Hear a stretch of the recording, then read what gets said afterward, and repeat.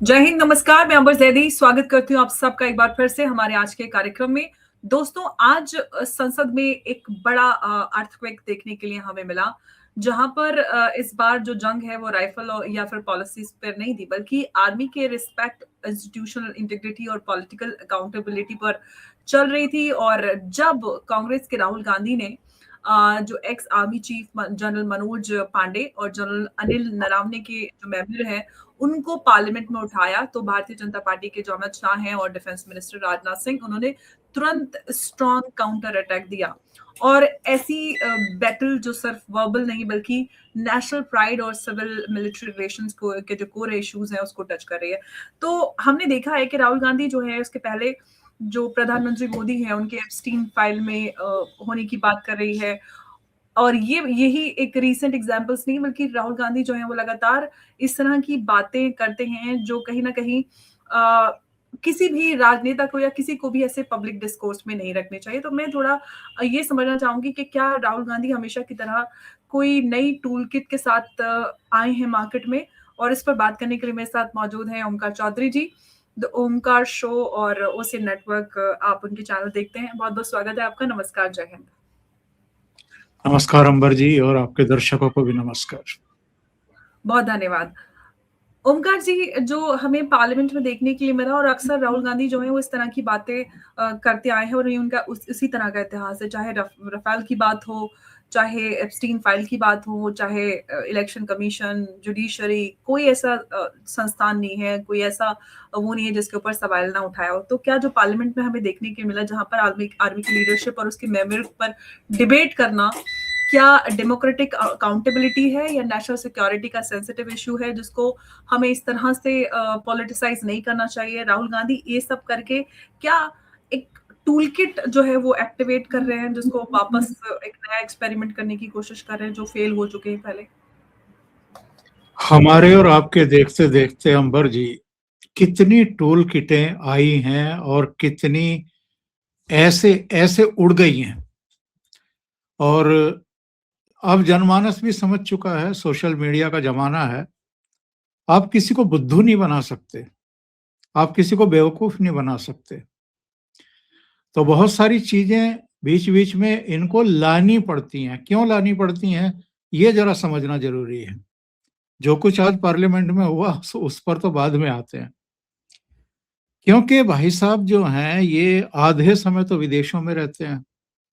इनकी पार्टी को भी पता नहीं रहता, शायद इनके परिवार को भी, विस्तारित परिवार को भी पता नहीं रहता कि अब राहुल गांधी कौन से कंट्री में है, किससे मिल रहे हैं, क्यों मिल रहे हैं, कौन से ऐसे कार्यक्रम थे, या किस लिए कहाँ जाते हैं, क्यों जाते हैं, किसी को पता नहीं।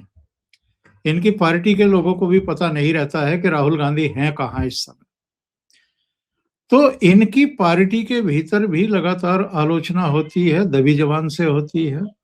अलग अलग कई नेता हैं जो मीडिया के सामने भी दबी जबान से ये सारी चीजें कह ही देते हैं। अच्छा, ये भी अब किसी से दबा छिपा नहीं है, सब जानते हैं कि 90 से ज्यादा विधानसभा चुनाव हरवा चुके पार्टी को, 3 लोकसभा चुनाव हरवा चुके, राष्ट्रपति चुनाव हरवा चुके, उपराष्ट्रपति चुनाव हरवा चुके, स्पीकर चुनाव हरवा चुके। तो हार ही हार हैं चारों तरफ। और सामने फिर 5 राज्यों के चुनाव भी हैं। लोकसभा चुनाव के बाद 6 राज्यों के चुनाव ऑलरेडी हो चुके हैं, जिनमें से किसी भी राज्य में कांग्रेस को मुंह दिखाने के लायक भी, बोलने के लायक भी सीटें नहीं मिली हैं, हरियाणा को छोड़ दें तो। हरियाणा में चलो 37 सीटें मिल गई, लेकिन ये भी एक कलंक है कि जिस राज्य में लगातार कांग्रेस की सरकारें रही या क्षेत्रीय दलों की सरकारें रही, 2014 के बाद से वहां लगातार भारतीय जनता पार्टी की सरकार है और तीसरी बार वो सरकार बनाने में कामयाब हो गए। और आप तीसरी बार में भी वहां सरकार नहीं बना पाए, 37 सीटों पर अटक गए। वो जलेबी की फैक्ट्री बनवा रहे थे ना उस समय चुनाव प्रचार के दौरान राहुल गांधी। तो गोहाना की जो बड़ी बड़ी जलेबियां होती हैं, मैं तो चूंकि हरियाणा में काम कर चुका हूं तो इसलिए मुझे पता है, तो उससे इतना प्रभावित हुए कि तुरंत एक तो उसकी तस्वीर खींची बड़ी सी जलेबी की, और उसके बाद उत्साहित होकर के अपनी बहन जी को उसका एक मैसेज बना करके भेजा कि देखो कितनी बड़ी जलेबी है। तो हरियाणा के लोग तो सब जानते पहचानते हैं इन सब चीज़ों को। वो तो उनके तो नाश्ते ही वहाँ गोहाना में उन माथुराम की दुकानों पर बैठ कर के होते हैं।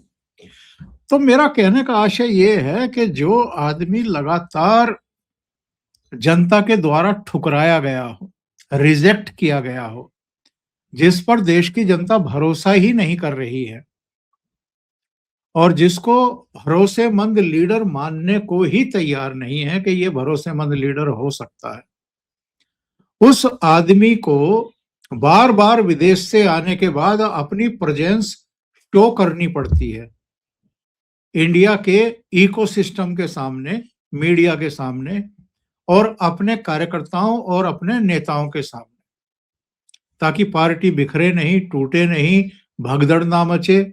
इसलिए कुछ भी कहीं से भी कोई चीज मिल जाए उसको ऐसा तूल दे करके प्रस्तुत करते हैं कि जैसे उन्होंने बहुत बड़ा भंडाफोड़ कर दिया है, बहुत बड़ा तीर मार लिया है और जैसे कोई बाजी जीत दी है। एक बार तो पहले भी पार्लियामेंट में खड़े होकर के कहा था कि ऐसा भूकंप आएगा, वो भूकंप आज तक नहीं आया। फिर इन्होंने कहा था कि महाराष्ट्र के चुनाव में जो गड़बड़ियां हुई हैं उससे एटम बम फटेगा, एटम बम भी नहीं फटा। फिर उन्होंने कहा कि हरियाणा पे हम ऐसी चीजें प्रस्तुत करेंगे, हाइड्रोजन बम फटेगा इस बार। वो हाइड्रोजन बम भी नहीं फटा। और अभी चूंकि बंगाल में चुनाव है, तमिलनाडु में चुनाव है, असम में, केरल में, पुडुचेरी में, अब बहुत दूर रह नहीं गए हैं, तो उससे पहले जो रायता फैला सकते थे एसआईआर के नाम पर, वो भी फैलाया। ममता बनर्जी तो अभी तक फैला रही हैं, आज वो चुनाव आयोग गई थी। तो ये विपक्ष के लोग कई बार लगता है कि इतने हताश और निराश हो चुके हैं क्योंकि जो ये चाहते हैं वो हो नहीं रहा है। और चाहते क्या है कि किसी भी तरीके से येन केन प्रकारेण नरेंद्र मोदी की छवि को हम मलिन कर सकें, धूमिल कर सके, कलंकित कर सके और घुमा फिरा करके सारी चीजों में निशाने पर प्रधानमंत्री को ही लेने की कोशिश करते हैं।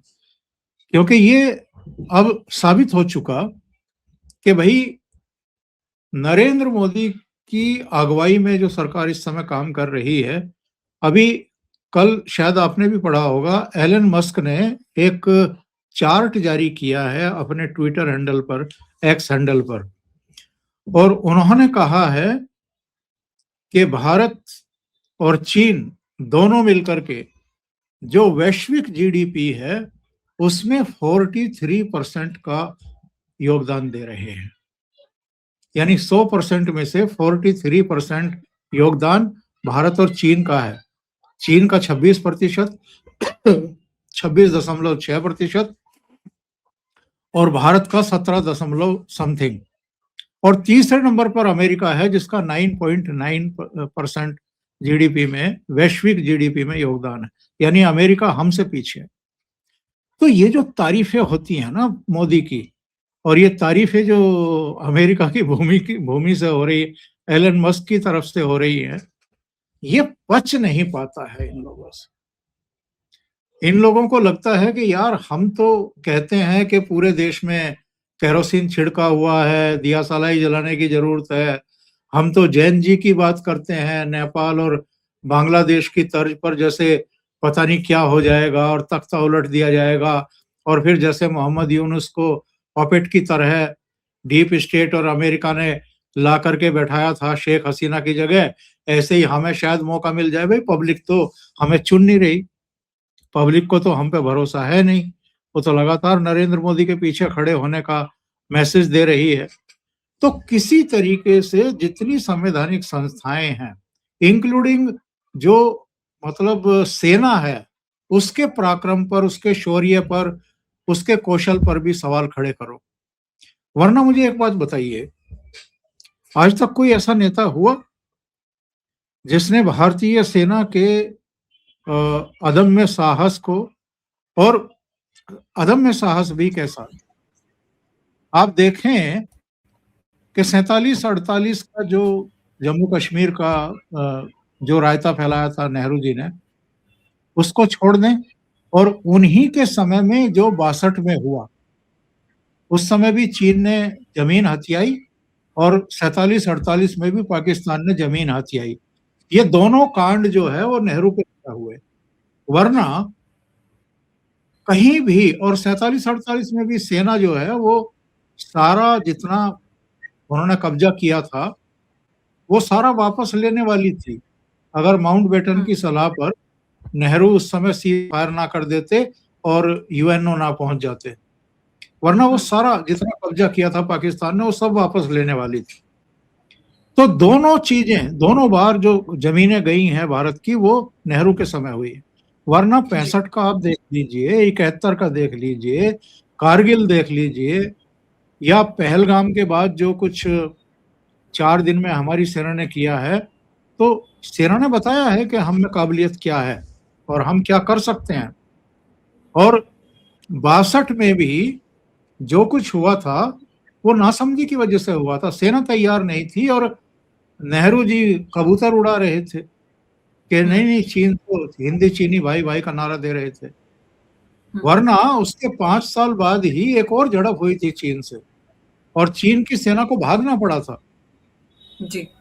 तो बिना तैयारी के आप सेना को झोंक दो। तो ये एमएम नरवणे का नाम लेकर के जिस तरह की एक तरह की बकैती राहुल गांधी करना चाह रहे थे पार्लियामेंट में, एमएम नरवणे के अच्छा है कि पुराने इंटरव्यू बीजेपी की आईटी सेल ने और कुछ दूसरे लोगों ने जिन्होंने इंटरव्यू किए थे वो जारी कर दिए हैं आज, और वो अभी सोशल मीडिया पर लोग देख सकते हैं कि उन्होंने क्या कहा था। जिस टेंशन की बात कर रहे हैं, जिस दिन की बात कर रहे हैं, चीनी टैंकों की बात कर रहे हैं, कैलाश रेंज की बात कर रहे हैं, डोकलाम की बात कर रहे हैं, वो सारा कुछ नरवणे ने इंटरव्यूज में बता रखा है कि 1 इंच जमीन चीन के कब्जे में भारत की नहीं है, और जिन लोगों को इतिहास की जानकारी नहीं है वही इस तरह की बचकानी बातें कर रहे हैं। एक बफर जोन है, पूरा एक बफर एरिया है जो ना चीन के कब्जे में है ना भारत के कब्जे में है, और ये एलएसी है जी। तो ये एलएसी पर कंफ्यूजन है, अभी सरहद तय नहीं हुई है कि भारत की सरहद कहां तक है, चीन की सरहद कहां तक है, और वहां ये कंफ्यूजन आज से नहीं, 2014 के बाद से नहीं, उससे पहले से चला आ रहा है जी। लेकिन इनको बहुत जल्दबाजी है कि किसी भी तरीके से मोदी जी की छवि को तहस नहस करो, और चाहे किसी के नाम का हवाला देना पड़े। मुझे लगता है कि इस पर नरवणे साहब का भी कल तक कुछ स्टेटमेंट आना चाहिए फिर से, अगर सत्ता पक्ष संवेदनशीलता से इस पूरे प्रकरण को देख रहा होगा तो ये कंफ्यूजन बहुत जल्दी खत्म भी किया जाएगा। लेकिन ओमकार जी, एक बात है कि चाइना को लेकर जो राहुल गांधी लगातार ये बात कहते हैं कि चाइना ने हमारी जमीन कब्जा ली, इसको लेकर सुप्रीम कोर्ट से भी वो फटकार खा चुके हैं, उसके बाद भी उनका जो ये पूरा नैरेटिव है वो चलता रहता है। और एक बात और है कि अगर हम सिविल मिलिट्री रिलेशन की पूरा इतिहास देखते हैं, उसमें कभी भी ऐसा नहीं हुआ है कि पार्लियामेंट में जो आर्मी लीडरशिप है उसको लेकर इस तरह से उनके जो मेमर हैं वो इतने ओपनली क्रिटिसाइज हों। तो आज जो ये सारी सिचुएशन हो रही है, क्या हम ये कहें कि जो हमारे देश में फ्रीडम ऑफ एक्सप्रेशन के नाम पर वो सारी चीजें जो कॉन्फिडेंशियल होती हैं या जो सिक्योरिटी से जुड़ी हैं राष्ट्रीय, उनको इतने ओपनली डिस्कस करना कहीं ना कहीं राहुल गांधी जो वो रेड लाइन है वो क्रॉस करते जा रहे हैं, और हम सब ऐसे ही देख रहे हैं, उसमें हम चाहे देश की जनता हो या सत्ता पक्ष हो। क्या आपको लग रहा है इस पूरे जो राहुल गांधी जो कर रहे हैं उसको देखकर?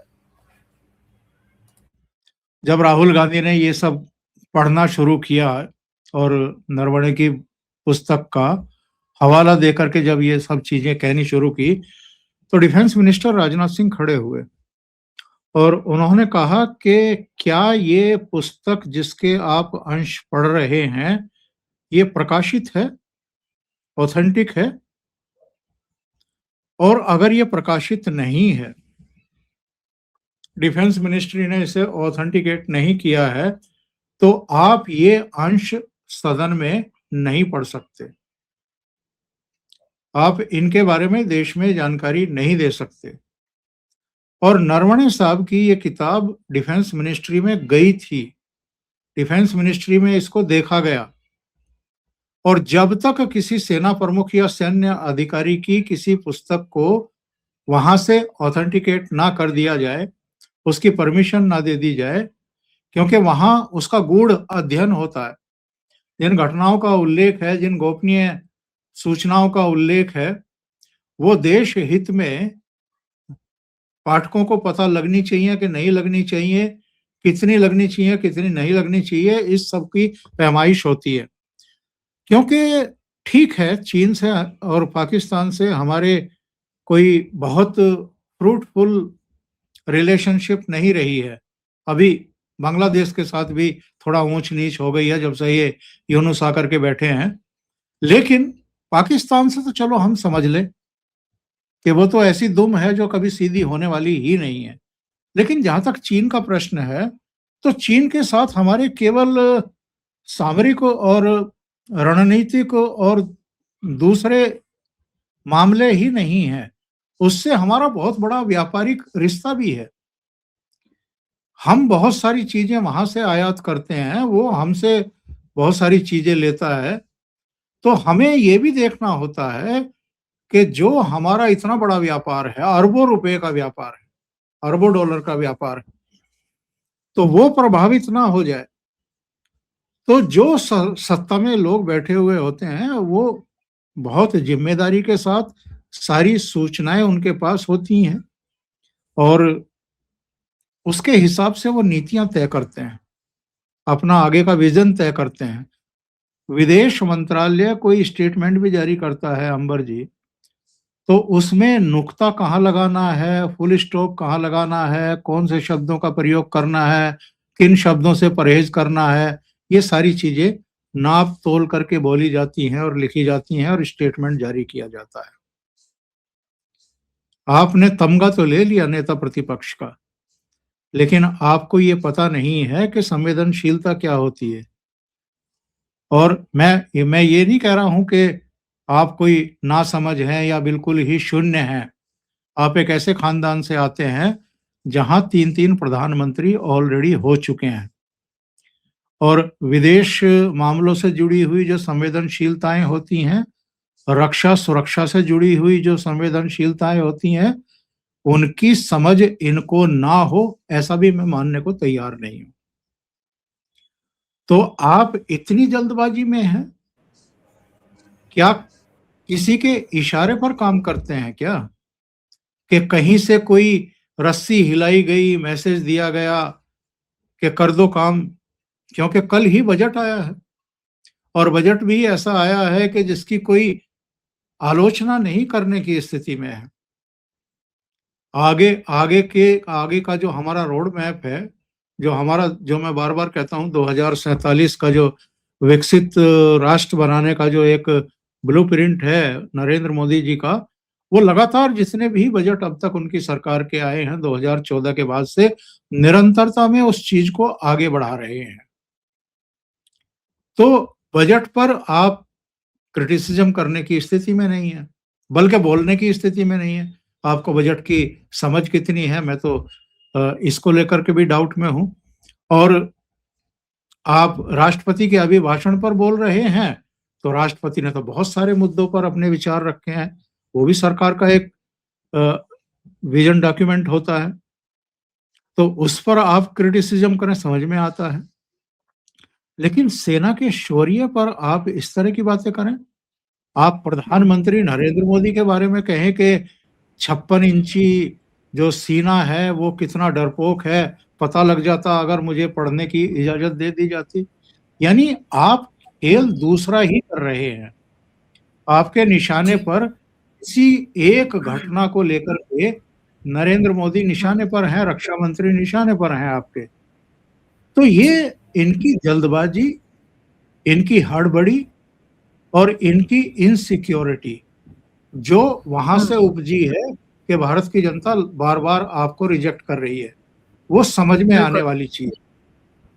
बिल्कुल। ओमकार जी, एक बात और है, हमेशा कांग्रेस की तरफ से, अब to be precise Rahul Gandhi जो है हमेशा सेना के शौर्य पे सवाल उठाते हैं, और अब जो ये शोडाउन है इसका जो इम्पैक्ट है जो हमारी सेना है उसके मोरल पर क्या आपको नजर आता है? क्या ऐसा नहीं लग रहा है कि सेना जो है, जवान है, ऑफिसर्स की बात करें, उनको ऐसा भी तो लग सकता है कि हमारी जो लीडरशिप है उसको एक पॉलिटिकल क्रॉस फायर में छोड़ा जा रहा है?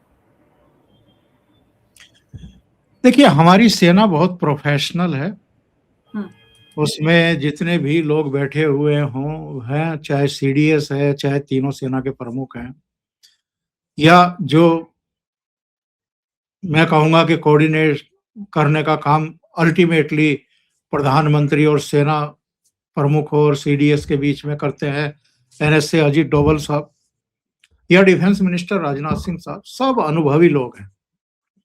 उनको पता है कि हर तरह की न्यूसेंस को किस तरीके से डील करना है। तो मुझे नहीं लगता कि मनोबल इस तरह के उत्पातों और गैर जिम्मेदाराना बयानबाजी से किसी का मनोबल गिरने वाला है, क्योंकि सबकी शिनाख्त तो हो रखी है ना। जो मैंने शुरू में शो शुरू होने से पहले कहा था कि ये सब ऐसे कैरेक्टर हैं।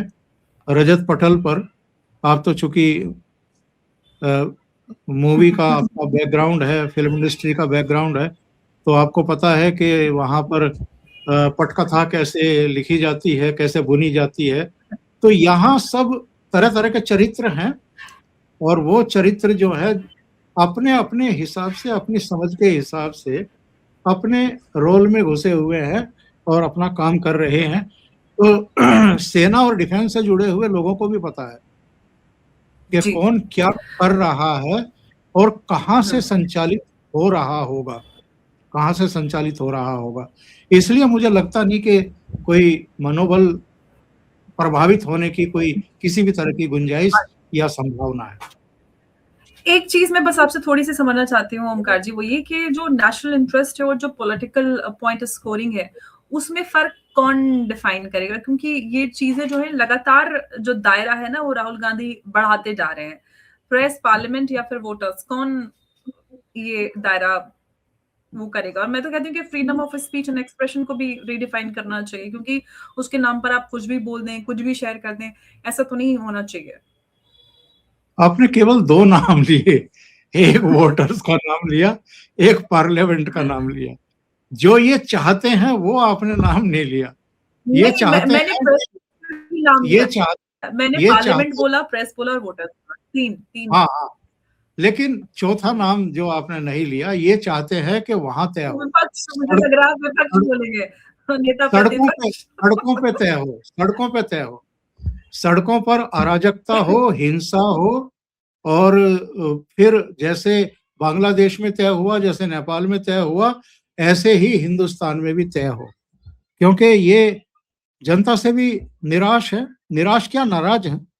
अब जनता को गालियां दे नहीं सकते, जनता को रिप्लेस भी नहीं कर सकते कि कहीं से ला करके दूसरी जनता यहाँ बसाई जाए और इनको उठा करके कहीं बाहर फेंक दिया जाए जो उनको नहीं चुन ऐसा रहे। तो ऐसा भी हो रहा है, वो भी कर रहे हैं। वो भी कर रहे हैं। तो अच्छा, प्रेस में ऐसे बहुत सारे अब लोग आ गए हैं, मेरे जैसे सिर फिरे आदमी, आप जैसे सिर फिरे आदमी, कि जो अब सच जनता के सामने लेकर के आ रहे हैं कि भाई हकीकत ये है और झूठ ये है। अच्छा, पार्लियामेंट में एक मजबूत स्पीकर बैठा हुआ है, उनका पूरा सचिवालय बैठा हुआ है जो हैंडल करना जानता है। तो ये हताश निराश होकर के अब देश में अराजकता फैलाना चाहते हैं। वरना मुझे एक बात बताइए आप, ये जो चुनाव आयोग पर अटैक करते हैं, उसकी विश्वसनीयता को, उसकी साख को खत्म करने की कोशिश करते हैं, पार्लियामेंट में हमें बोलने नहीं दिया जाता, इतना बड़ा झूठ बोलते हैं।